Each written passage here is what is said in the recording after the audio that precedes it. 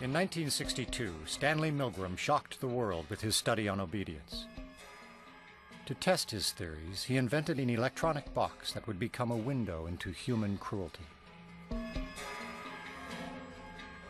In ascending order, a row of buttons marked the amount of voltage one person would inflict upon another. Milgram's original motive for the experiment was to understand the unthinkable, how the German people could permit the extermination of the Jews. When I learn of incidents such as the massacre of millions of men, women, and children perpetrated by the Nazis in World War II, how is it possible, I ask myself, that ordinary people, who are courteous and decent in everyday life, can act callously, inhumanely, without any limitations of conscience? Now, there are some studies in my discipline, social psychology, that seem to provide a clue to this question. The problem I wanted to study was a little different. It went a little bit further. It was the issue of authority. Under what conditions would a person obey authority who commanded actions that went against conscience?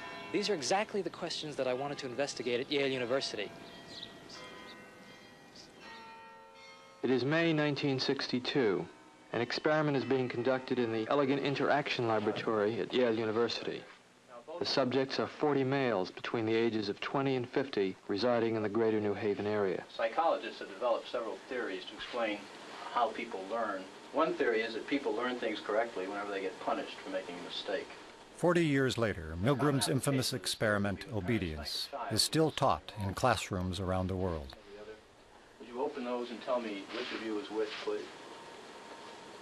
Teacher. Learn. All right, now the next thing we'll have to do is set the learner up so that he can get some sort of punishment. What inspired Milgram, I would say there were a number of factors. One of them is he was very ambitious. He wanted to make a mark in social psychology.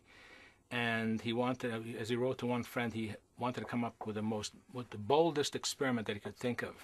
Would you roll up your right sleeve, please? This electrode is connected to the shock generator in the next room. And this electrode paste is to provide a good contact to avoid any blister or burn. Do you have any questions now before we go into the next room? About 2 years ago, I was at the Veterans Hospital in West Haven. And while there, they detected a heart condition. There's nothing serious, but as long as I'm having these shocks, how strong are they? How dangerous are they? Well, no, although they may be painful, they're not dangerous. Anything else? No, that's all. All right, teacher, would you take the test and be seated in front of the shock generator, please, in the next room? But the experiment was rigged. The victim was an accomplice of the experimenter. The victim, according to plan, provided many wrong answers. His verbal responses were standardized on tape, and each protest was coordinated to a particular voltage level on the shock generator. Now, as teacher, you were seated in front of this impressive-looking instrument, the shock generator. Its essential feature is a line of switches that goes from 15 volts to 450 volts, and a set of verbal designations that goes from slight shock to moderate shock, strong shock, very strong shock, intense shock, extreme intensity shock, and finally XXX, danger severe shock.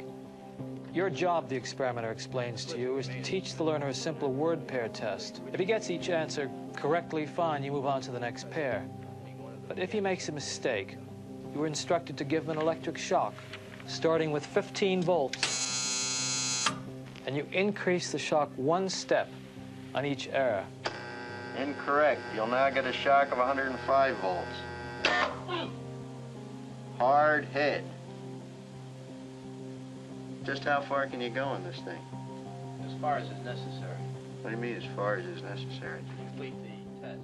Milgram was very much aware that obedience is a necessary ingredient for society to function. But he focused on the darker side of obedience. Incorrect. 150 volts. Sad face. Wait a minute. That's all. Get me out of here. I told you I had heart trouble. My heart's starting to bother me now. It's absolutely essential that you continue.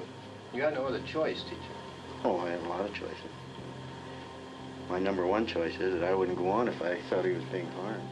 Now, this man makes disobedience seem a very rational and simple deed. Now, other subjects respond quite differently to the experimenter's authority. Wrong. It's hair. 75 volts, Jim. You don't know that. Please continue. Some psychologists were troubled by the ethics of it. Many, if not most subjects, found it a highly stressful, conflicted experience. People are stammering, stuttering, laughing hysterically, inappropriately. 150 volts. Experimenter, that's all. Get me out of here. I told you I had heart trouble. My heart's starting to bother me now. Get me out of here, please. Let me out of here. You have no right to keep me here. Let me out. Let me out of here. Let me out. Continue, please. Let me out of here. My heart's bothering me. Let Go me on. out. Let me out. Clearly, you know, when we say people went to the top of the shock board, it wasn't like they were going blithely, sadistically. People went stop and go, stop and go. They were in a state of conflict, which was created a tremendous amount of stress. So that was the main critique. This will be at 3:30.